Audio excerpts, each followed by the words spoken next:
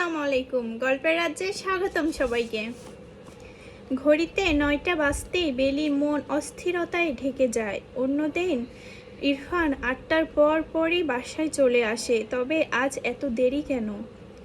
বেলি চিন্তা বেড়ে যাচ্ছে। এই যাবৎ প্রায় 15 বার বারান্দায় গিয়েছে সে, ইরফান আসে কিনা দেখার জন্য।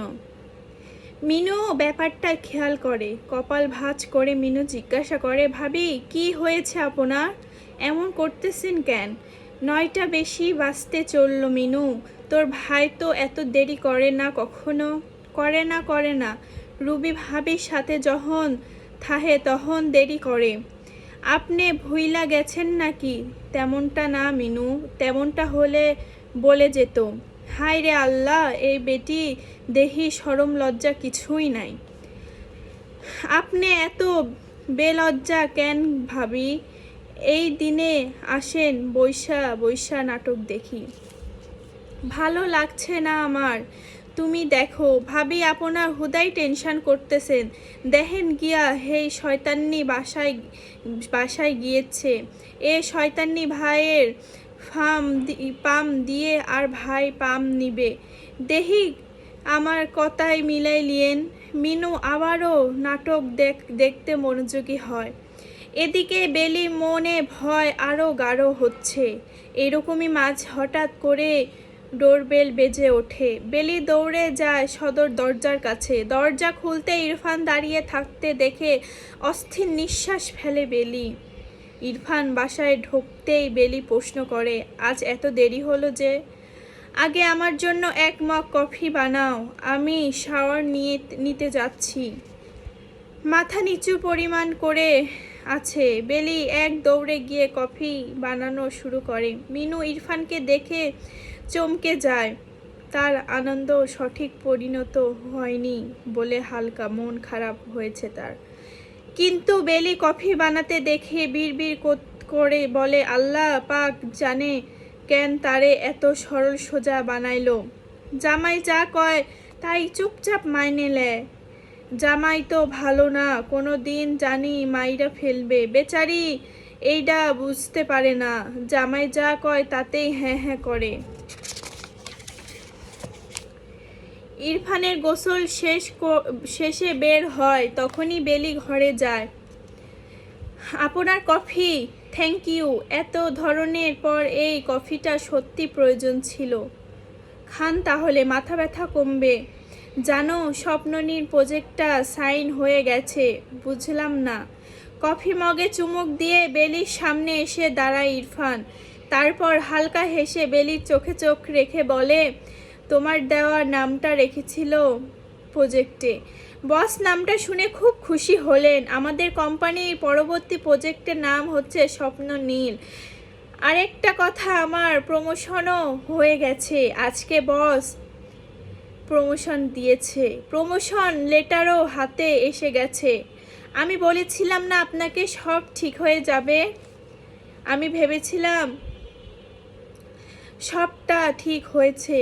কফিটা শেষ করে খেতে এসে আমি টেবিলে ভাত দিচ্ছি। বেলি চলে যেতে নিলে ইরফান তাকে আটকায়। বেলি দাঁড়াও। ইরফানের মুখে বেলি নামটা সুশীত মুক্ত লাগে তার। বেলিও হাতটা গতি কমিয়ে বলে, কিছু বলবেন? কিছু চাই তোমার?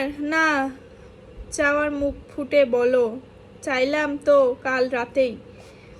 এছাড়া আর কি চাও?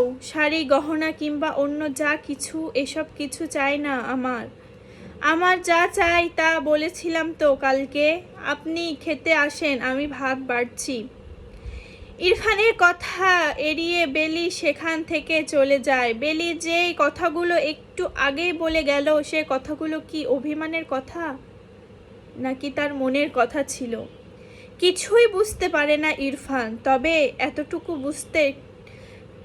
এতটুকু বুঝতেই ঠিকই পেরেছে তার কাছে অন্যগুলোর জন্য তাকে ক্ষমা চাইতে হবে বেলির কাছে। তা সেটা যত তাড়াতাড়ি সম্ভব। খেতে বসে মিনুকে বার কয়েক ডাক পর মিনু এসে সাড়া দেয়। আমারে ডাকতেছেন ভাই? হ্যাঁ, আজ তুই গেস্ট রুমে ঘুমাবি। কথা শুনে বেলি যতটা না আশ্চর্য হয় তার থেকেও বেশি আশ্চর্য হয় মিনু। হঠাৎ আজকে তাকে গেস্ট রুমে ঘুমাতে বলল। মিনু আরও বেলি উভয়ে ভয় দৃষ্টিতে তাকিয়ে একে অপরের দিকে। মিনু চোখে ইশারা বলে, তাই আমার একলা হইতে ডর করে। বাসায় আমি আছি, তোর ভাবি আছে, কিসের ভয় আবার? মিনু আবারও বিড়বিড় করে বলে, ভাবি আছে সমস্যা নাই, কিন্তু আপনি আছেন এটাই তো সমস্যা। কিছু বলবি তুই? কিছুই কই না, আমি ভিতরে রুমে শুইতাম, আমারে ডর লাগে। ঠিক আছে, তাহলে তুই বেলির ঘরে ঘুমা, বেলি গেস্ট রুমে ঘুমাবে। এটা আবার কেমনে কথা? মিনু এবার পুরোপুরি শিওর হয় যে আজ রাতে তার বেলি ভাবিকে মেরে ফেলবে ইরফান। আসলে কি সত্যি বেলিকে মেরে ফেলার জন্য ইরফান কি মিনুকে অন্য রুমে শুতে বলছে? আপনাদের কি মনে হচ্ছে এটা অবশ্যই কমেন্টে আমাকে জানাবেন। মিনু বারবার বেলিকে চোখে ইশারা করে। তখন বেলি বলে, মিনু তো রোজ আমার কাছে ঘুমায়, তাহলে আজ কেন অন্য ঘরে ঘুমাবে? আমি বলেছি তাই, কিন্তু ও তো ভয় পায়। গেস্ট রুমে খুব বেশি দূরে না, এ ভয় পাবে না। ইরফান তাদের সামনে থেকে সরতে না সরতে মিনু তার মূল্যবান বক্তব্য পেশ করে। দেখছেন ভাবি, কইছিলাম না মাইরা ফেলাবে আপনারে, অন্য রুমে দিয়া আপনারে মাইরা ফেলাইবে আজকে। বেলি একবার খানিক রেগে গিয়ে বলে, এত উল্টাপাল্টা চিন্তা ভাবনা তোমার মাথায় কোথা থেকে আসে মিনু?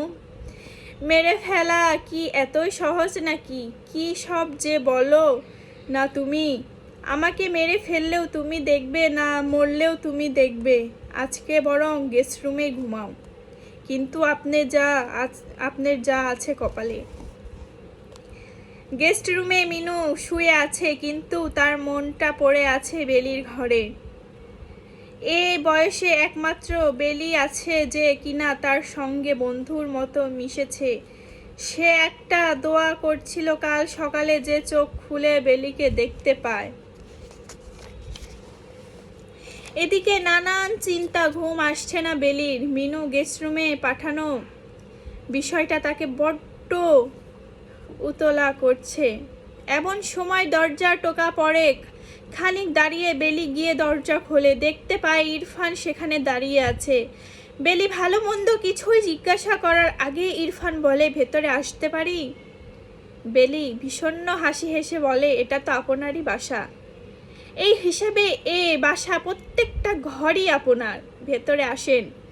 বেলি সরে দাঁড়ায়, ইরফানের ঘরে প্রবেশ করে। ইরফান হাঁটতে হাঁটতে প্রশ্ন করে, ঘুমাওনি এখনো? একটু পরেই ঘুমাতাম। তোমাকে এত করে বললাম তুমি কি চাও, কিন্তু তো বললেই না। আমিও তো বলে দিলাম আর কিছু চাই না, আর যা চাও ছিল তা চেয়ে ফেলেছি। আজ যদি আমি তোমার কাছে কিছু চাই, দেবে আমাকে? বেলি বুঝতে পারছে না, পেশিগুলো শক্ত হয়ে যাচ্ছে, শরীরে রক্ত চলাচল বেড়ে যাচ্ছে দ্বিগুণ। নিজেকে বসে রেখে বলে, এমন কিছু চাইবেন না যা আমি দিতে পারবো না। ভয় পেও না, এমন কিছু চাইবো না যা তুমি দিতে পারবে না। তো বলেন কি চাই আপনার? কি চাইতে পারে ইরফান বেলির কাছে? চলুন শুনে আসি। ইরফান নিঃসংকোচে বলে, তোমাকে চাই, তোমার ক্ষমা চাই। কথাটা শুনে বেকায়দা পড়ে যায় বেলি। ইরফান কথাগুলো ভিত্তি খুঁজে পাচ্ছে না। সে এমনটা আশাও করেনি, কারণ এমন পরিবেশ, এমন ব্যবহার, এই কথোপকথন পুরোটাই তার আশেপাশে জগতে থেকে হাজারো হাজারো মাইল দূরের অবস্থিত করেছিল এতদিন। এই বিষয়ে মুহূর্তে বেলি বাকবুদ্ধ হয়ে দাঁড়িয়ে আছে। ইরফানের চাউনিটা কি দৌড়ে সঠিক নাকি পুরোটাই আবেগ বুঝতে পারছে না বেলি। মিনুকে গেস্ট রুমে পাঠানোর এটাই তাহলে আসল কারণ। বেলি হাত পাগুলো ইতোমধ্যে ঠান্ডা হয়ে যাচ্ছে। ইরফান দরজা ছিটকানি দেয়, ঘরটা অন্ধকার ছাচ্ছন্ন। বেলি সুইচে হাত দিতে ইরফান তার হাতটা নিজের আয়ত্তে নিয়ে নেয়। বেলি জমাবদ্ধ ঠান্ডায় হাতটা ধরে দিচ্ছে, সে ভয় পাচ্ছে। ইরফান ভয় দিয়ে বলে, লাইট বন্ধ থাকুক। বেলি নিঃশ্বাস চেপে বলে, অন্ধকারে ভয় করে আমার। ডিম লাইট তো জ্বলছেই, এই আলোতে ভয় পাওয়ার কথা না তো। পুরো ঘর জুড়ে পিন পিন নীরবতা। বেলিকে বিছানা বসিয়ে নিজে বেলির পাশে বসে। কিছুক্ষণ এভাবেই বসে থাকার পর তারা দুজন, ইরফান কি বলবে, কোথা থেকে শুরু করবে কিছুই ভেবে পাচ্ছে না। সামনে দীর্ঘ পথ, কিন্তু পাড়ি দেওয়ার মতো কেউ নেই তার।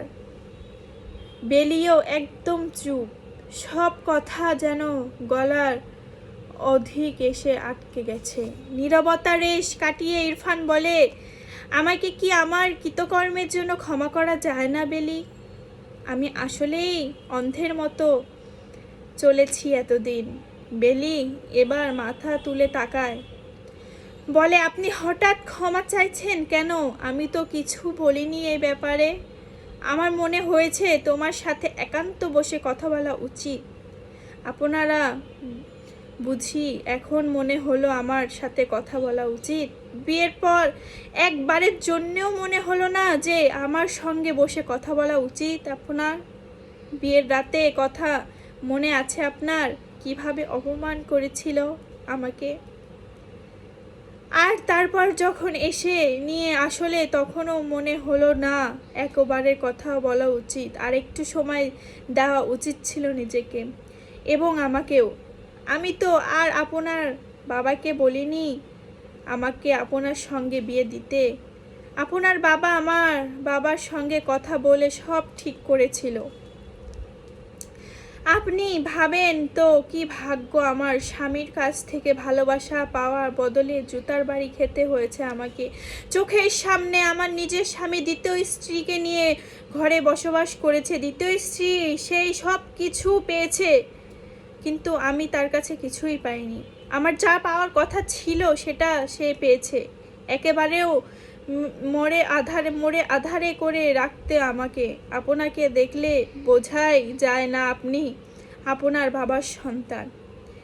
কি অসহায় যন্ত্রণা আমাকে সহ্য করতে হয়েছে। সব দিক থেকেই ভেঙে চুরে শেষ আমি। বাবার আদরের বেলি ফুল কোনো দিনও জানি সারা জীবনের জন্য ঝরে যায়। বেলি স্থির কণ্ঠে এক নগরে কথাগুলো বলল। ইরফান ঠান্ডা মস্তিষ্কে বেলি কথাগুলো শ্রাবণ করলো। তার আরও শুনতে ইচ্ছে করে। মনে মনে সিদ্ধান্ত নিয়েছে সে আছে শুধু শুনবে। বেলি না বলা কথা, যত কথা আছে সব শুনবে। মাত্র দীর্ঘ না করার জন্যই বেলি বলে, অনেক রাত হয়েছে, আমাকে ঘুমাতে যেতে হবে। আপনি আপনার ঘরে যান। ইরফান বুঝতে বাকি নেই বেলি তার থেকে দূরে চলে যেতে চাচ্ছে, কিন্তু ইরফান কেন জানি বেলির প্রতি খুব আকৃষ্ট হচ্ছে। এটা কি ভালোবাসা, না এটা আবেগ? অবশ্যই আপনাদের কি মনে হলো এই গল্পটুক পড়ে অবশ্যই আমাকে কমেন্টে জানাবেন, এবং পরের পর্বটির সাথে আবার আপনাদের দেখা হবে। আর আপনাদের যদি ভিডিও ভালো লেগে থাকে অবশ্যই শেয়ার করবেন, লাইক করবেন এবং সাবস্ক্রাইব করবেন। ধন্যবাদ।